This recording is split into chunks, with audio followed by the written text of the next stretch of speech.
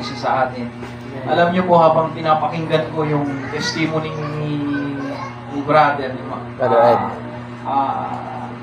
naalala ko yung halos, kasi kapag nagte-testimony ako, maiiyak ako kung paano din ako tinanggal ng Lord at inalis, what I mean, kung paano ako nakakilala sa Panginoon, mga kapatid. Bata pa lang ako, brother, mahilig ako manalangin talaga. Hindi ako natutulog sa bawat gabi na hindi ako nag-pray. At laking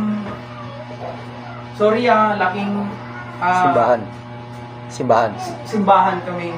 Lahat yan, halos linggo-linggo pumupunta sa simbahan. At sabi ko, Lord, linggo na naman bukas, gusto kitang ma-encounter sa buhay ko. Ano yung dapat kong gawin? At nangusap sa akin ng Panginoon. Sabi niya sa akin, anak, buhay ako. Hindi ko makalimutan yun. Way back, grade 6 ako. Doon ako umpisa, pastor. Nanalangin ako sa Lord. Sabi ko, Lord, ilagay mo ako sa church kung saan doon kita mas lalo makilala. At nilagay ako ng Panginoon kung saan ako nagsisimba. At ganun din sa Jesus